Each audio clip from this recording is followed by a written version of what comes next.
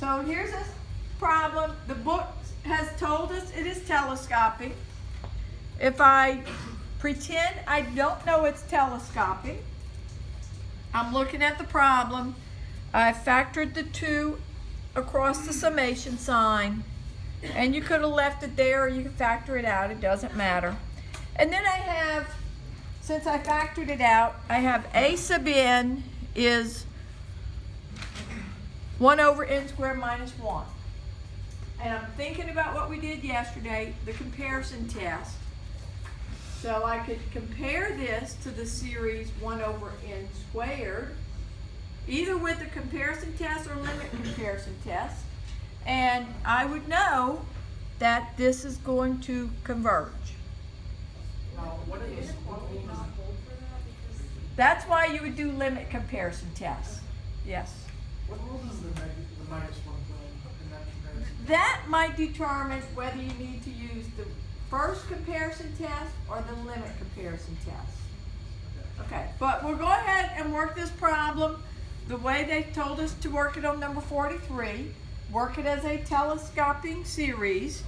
So I will take the a sub n, which is 1 over n squared minus 1. I'm going to have to factor this 1 over n plus 1 times n minus 1. That's the difference of 2 squares.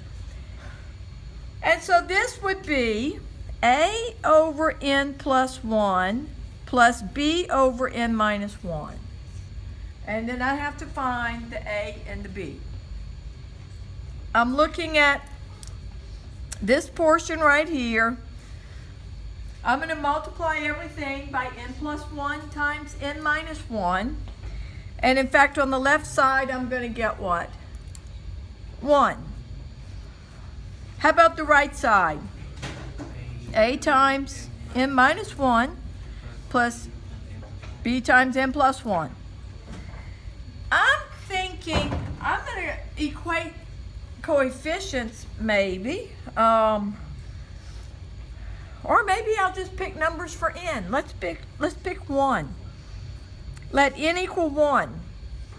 So this would be 1 equals a times 1 minus 1 plus b times 1 plus 1. So 1 equals 0 plus 2b. So 1/2 equals b.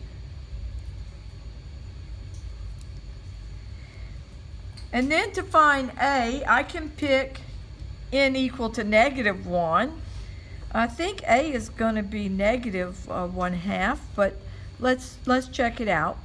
Let n equal negative 1, because then I have 1 equals a times negative 1 minus 1 plus b times negative 1 plus 1.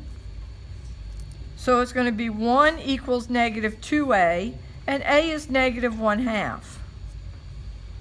So I found a and b, and my series is now this. I factored the 2 out.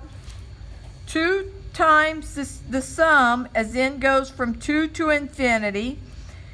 A was negative 1/2. So negative 1/2 over n plus 1. Plus b was 1/2 over n minus 1. I'm going to put parentheses around that. In fact, I think I'm going to go ahead and trade places here.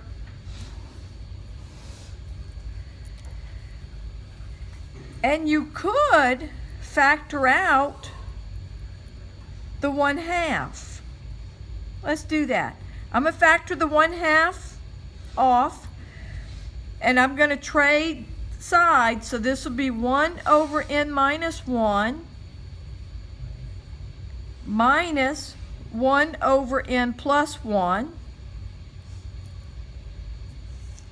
And the reason I took out the 1/2 is because look at this. 2 times 1/2, that's what? That's 1. So now I can write this, the sum as n goes from 2 to infinity of 1 over n minus 1 minus 1 over n plus 1. Now if you know it's telescoping, and they told us it was telescopic. I would write out a few terms. A few terms might be 10 terms. Sometimes if students mess up on this problem, it's because they haven't written out enough terms. Okay, n is starting at 2. So the first term is 1 over 2 minus 1, minus 1 over 2 plus 1. And then when n is 3, 1 over 3 minus 1, minus 1 over 3 plus 1.